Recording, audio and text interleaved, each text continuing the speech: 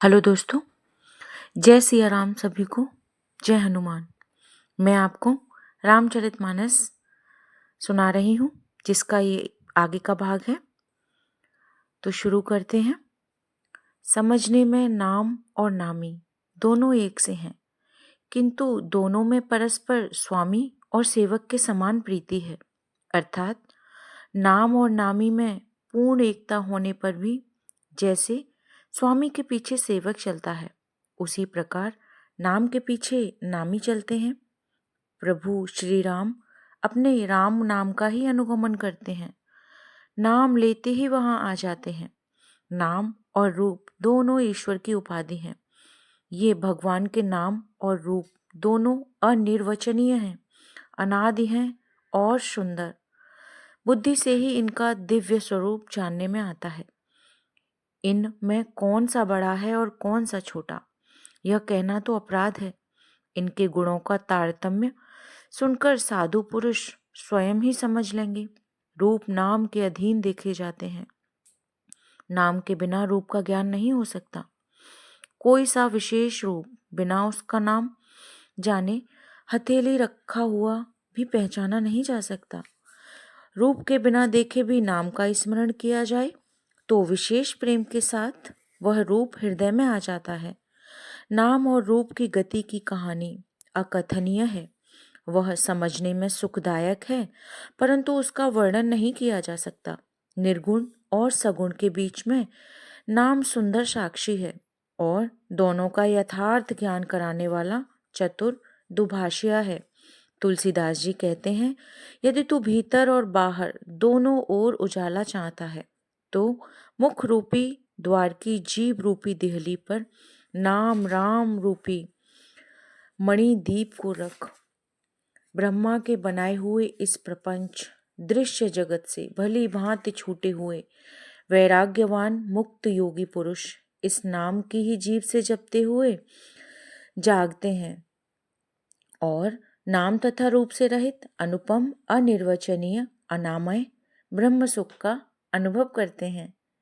जो परमात्मा के गूढ़ रहस्य को, यथार्थ महिमा को जानना चाहते हैं, वे जिज्ञासु भी नाम को जीभ से जपकर उसे जान लेते हैं। साधक लौ लगाकर नाम का जप करते हैं और अणमादि सिद्धियों को प्राप्त कर सिद्ध हो जाते हैं। संकट से घबराए हुए आर्त भक्त नाम जप करते हैं तो उनके बड़े भारी बुरे बुरे संकट मिट जाते हैं और वे सुखी हो जाते हैं। जगत में 4 प्रकार के अर्थार्थी, धनादि की चाह से भजने वाले, आर्त संकट की निवृत्ति के लिए भजने वाले, जिज्ञासु भगवान को जानने की इच्छा से भजने वाले, ज्ञानी भगवान को तत्व से जानकर स्वाभाविक ही प्रेम से भजने वाले राम भक्त हैं और चारों ही पुण्यात्मा, पाप रहित और उदार हैं। चारों ही चतुर भक्तों को नाम का ही आधार है। इनमें ज्ञानी भक्त प्रभु को विशेष रूप से प्रिय है। यूं तो चारों युगों में और चारों ही वेदों में नाम का प्रभाव है, परंतु कलयुग में विशेष रूप से है।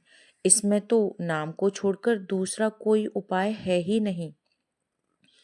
जो सब प्रकार की भोग और मोक्ष की भी कामनाओं से रहित और श्री राम भक्ति के रस में लीन है, उन्होंने भी नाम के सुंदर प्रेम रूपी अमृत के सरोवर में अपने मन को मछली बना रखा है। अर्थात वे नाम रूपी सुधा का निरंतर आस्वादन करते रहते हैं, क्षण भर भी उससे अलग होना नहीं चाहते। निर्गुण और सगुण ब्रह्मा के 2 रूप हैं। ये दोनों ही अकथनीय, अथाह, अनादि और अनुपम है। मेरी सम्मति में नाम इन दोनों से बड़ा है। जिसने अपने बल से दोनों को अपने वश में कर दिया है, सज्जनगण इस बात को मुझदास की ढिठाई या केवल काव्योक्ति न समझें।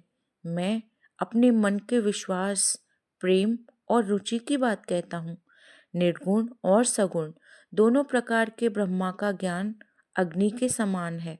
निर्गुण उस अप्रकट अग्नि के समान है जो काट के अंदर है परंतु दिखती नहीं, और सगुण उस प्रकट अग्नि के समान है जो प्रत्यक्ष दिखती है। तत्वतः दोनों एक ही हैं, केवल प्रकट अप्रकट के भेद से भिन्न मालूम होती हैं।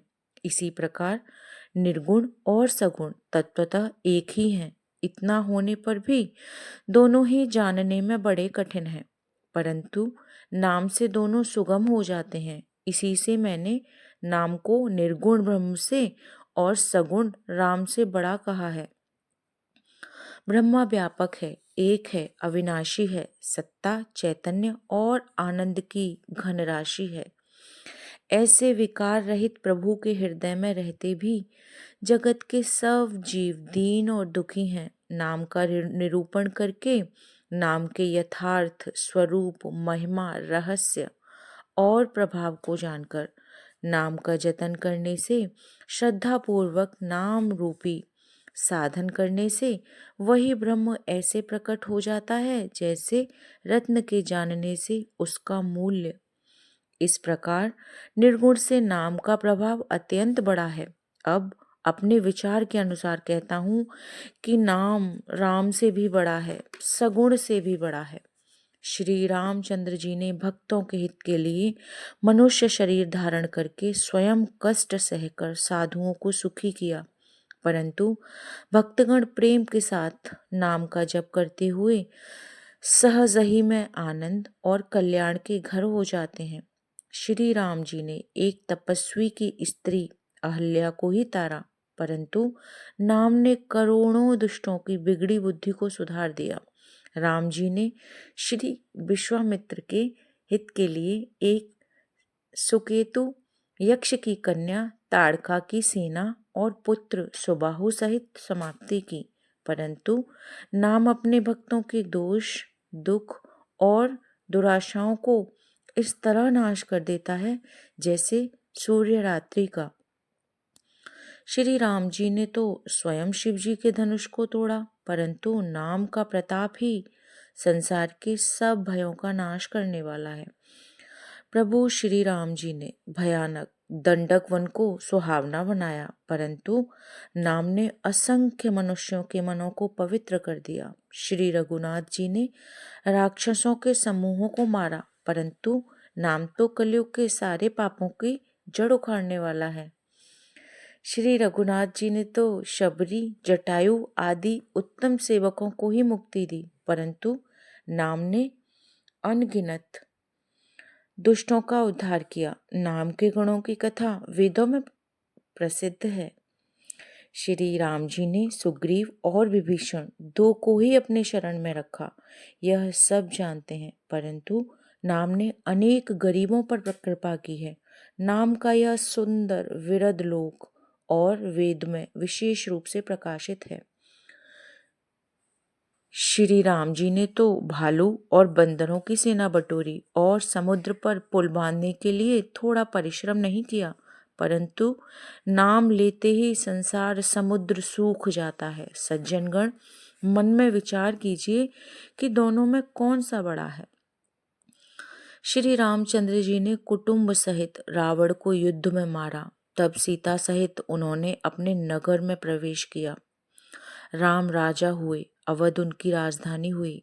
देवता और मुनि सुंदर वाणी से जिनके गुण गाते हैं, परंतु सेवक प्रेम पूर्वक नाम के स्मरण मात्र से बिना परिश्रम मोह की प्रबल सेना को जीतकर प्रेम में मग्न हुए अपने ही सुख में विचरते हैं।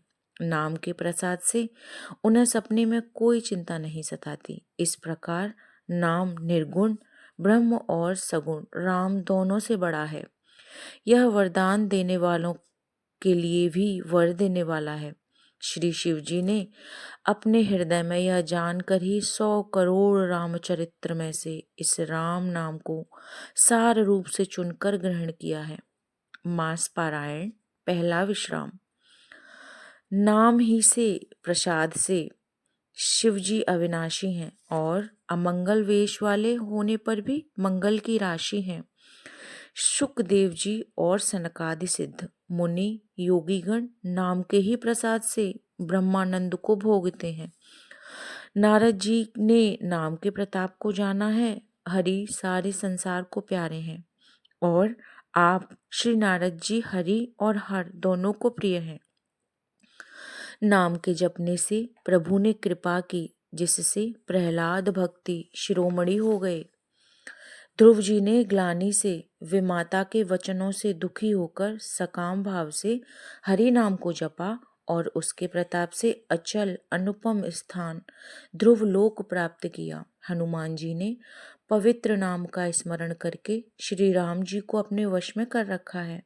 नीच अजामिल गज और गड़िका वेश्या भी श्री हरि के नाम से प्रभाव से ही मुक्त हो गए। मैं नाम की बड़ाई कहाँ तक कहूँ, राम भी नाम के गुणों को गा नहीं सकते। कलयुग में राम का नाम कल्पतरु और कल्याण का निवास है, जिसको स्मरण करने से भांग सा निकट तुलसीदास जी के समान पवित्र हो गया। केवल कलयुग की ही बात नहीं है, चारों युगों में, तीनों कालों में और तीनों लोकों में नाम को जपकर जीव शोक रहित हुए हैं। वेद पुराण और संतों का मत यही है कि समस्त पुण्यों का फल श्री राम जी में या राम नाम में प्रेम होना है। पहले सत्य युग में ध्यान से, दूसरे त्रेता युग में यज्ञ से और द्वापर में पूजन से भगवान प्रसन्न होते हैं। परंतु कलयुग केवल पाप की जड़ और मलिन है। इसमें मनुष्यों का मन पाप रूपी समुद्र में मछली बना हुआ है, अर्थात पाप से कभी अलग होना ही नहीं चाहता। इससे ध्यान यज्ञ और पूजन नहीं बन सकते। ऐसे कराल कलयुग काल में तो नाम ही कल्प वृक्ष है, जो स्मरण करते ही संसार के सब जंजालों को नाश कर देने वाला है। कलयुग में राम नाम मनोवांछित फल देने वाला है, परलोक का परम हितैषी और इस लोक का माता पिता है, अर्थात परलोक में भगवान का परम धाम देता है और इस लोक में माता पिता के समान सब प्रकार से पालन और रक्षण करता है। कलयुग में न कर्म है, न भक्ति है, न ज्ञान है, राम नाम ही एक आधार है। कपट की खान कलयुग रूपी काल ने मिके मारने के लिए राम नाम ही बुद्धिमान और समर्थ श्री हनुमान जी हैं। राम नाम श्री नृसिंह भगवान है। कलयुग हिरण्यकश्यपु है और जप करने वाले जन प्रहलाद के समान है। यह राम नाम देवताओं के शत्रु को मारकर जप करने वालों की रक्षा करेगा। अच्छे भाव से, प्रेम से, बुरे भाव, वैर से, क्रोध से या आलस्य से, किसी तरह से भी नाम जपने से श्री रघुनाथ जी को मस्तक नवाकर मैं राम जी के गुणों का वर्णन करता हूँ। वे श्री राम जी मेरी बिगड़ी सब तरह से सुधार लेंगे, जिनकी कृपा करने से नहीं अघाती। राम से उत्तम स्वामी और मुझ सरीखा बुरा सेवक, इतने पर भी उन दयानिधि ने अपनी ओर देखकर मेरा पालन किया है। लोक और वेद में भी अच्छे स्वामी की यही रीति प्रसिद्ध है कि वह विनय सुनते ही प्रेम को पहचान लेते हैं। अमीर गरीब, गंवार नगर निवासी, पंडित मूर्ख, बदनाम यशस्वी। दोस्तों, आज इस भाग को हम यहीं ख़त्म करते हैं। जय सिया राम, जय हनुमान।